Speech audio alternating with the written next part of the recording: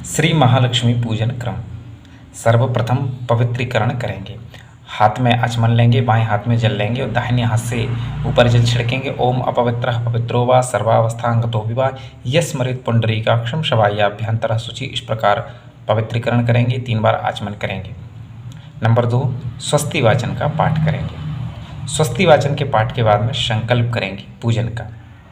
संकल्प के बाद में नंबर 3 पर श्री गणेश अंबिका का पूजन करेंगे, गणेश गौरी का पूजन करेंगे। उसके बाद में नंबर 4 कलश पूजन करेंगे, वरुण भगवान का पूजन करेंगे।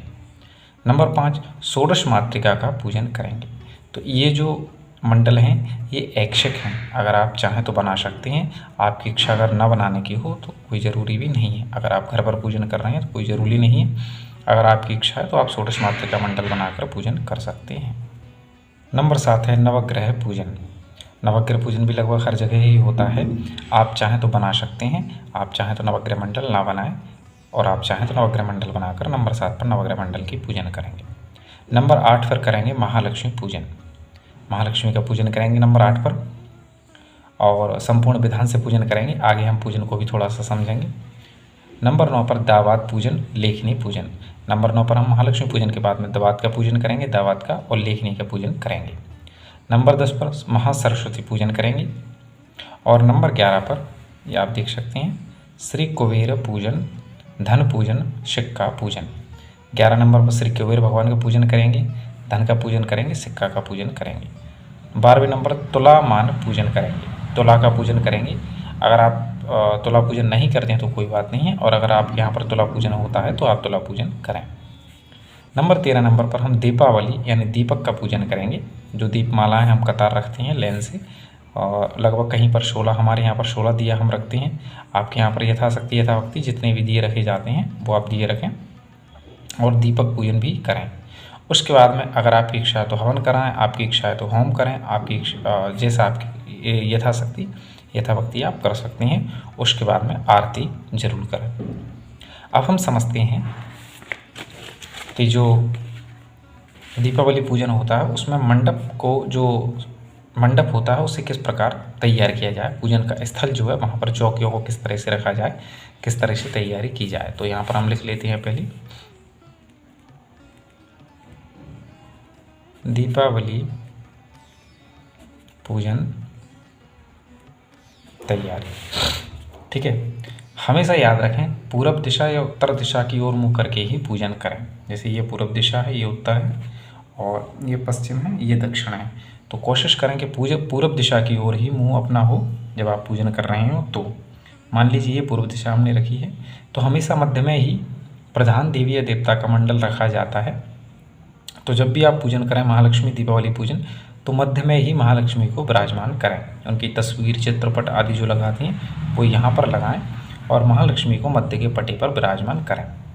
अगर आप षोडश मातृका मंडल बनाती हैं तो इस साइड में षोडश मातृका मंडल आप बना सकते हैं। अगर नवग्रह मंडल छोटे से बनाते हैं तो इस साइड में नवग्रह मंडल आप बना सकते हैं।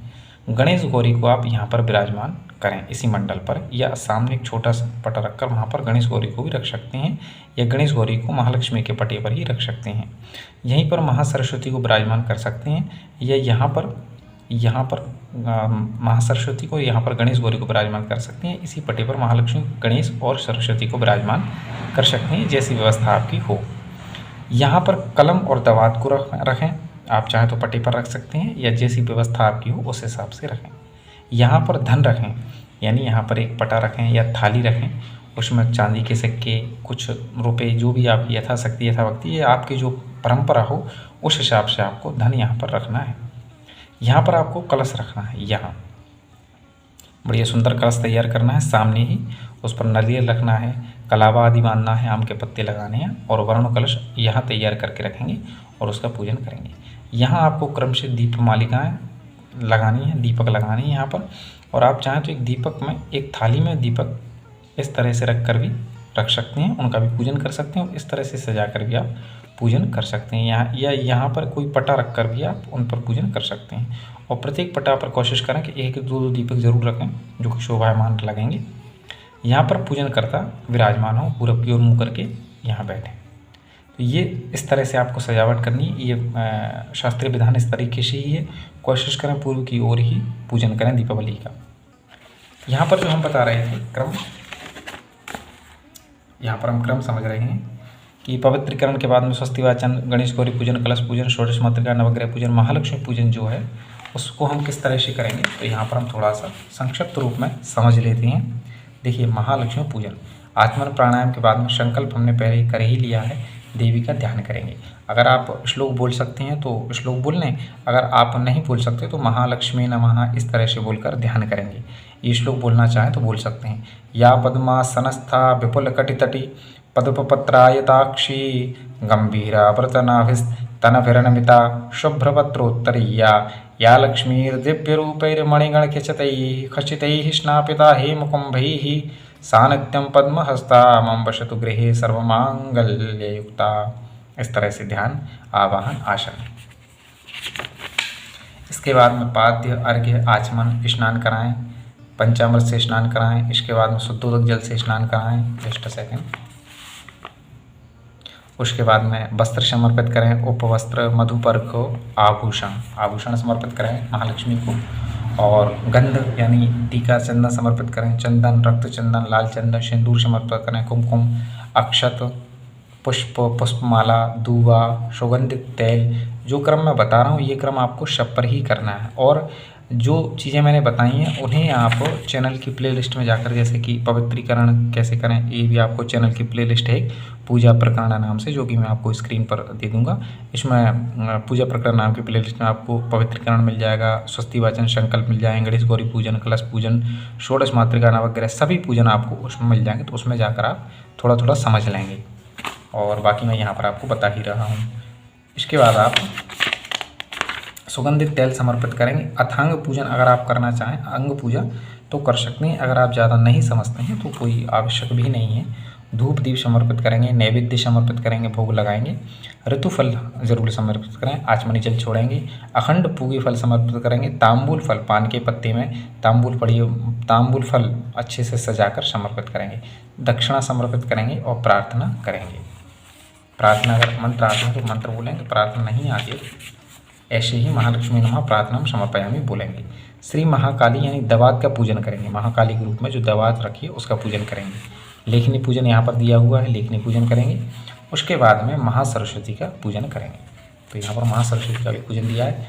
कुबेर पूजन करेंगे, जैसा कि मैंने आपको बताया, यहाँ पर देखें, ये मैंने बताया था कुबेर पूजन, सिक्का पूजन। तो कुबेर का पूजन जो करेंगे तो आप कुबेर पूजन कर लें, साथ में जो सिक्का आदि रखें उनका पूजन भी आप कर सकते हैं। तुला तथा मान पूजन, जैसे जो वैश्य आदि होते हैं वो तुला और मान का पूजन करते हैं। अगर आपके यहाँ पर तुला मान पूजन होता है तो आप करें, और अगर आप ना करना चाहें तो ना करें, यह था आपकी जैसी श्रद्धा, जैसी परंपरा। दीपावली पूजन, दीपक पूजन करें। तो दीपक पूजन आप महालक्ष्मी पूजन के साथ भी कर सकते हैं, जैसे जो पीछे मैंने बताया महालक्ष्मी पूजन, इसमें उसके साथ भी दीपावली यानी दीपों का पूजन कर सकते हैं। और आप चाहें तो क्रम से बाद में दीपावली दीपक का पूजन कर सकते हैं।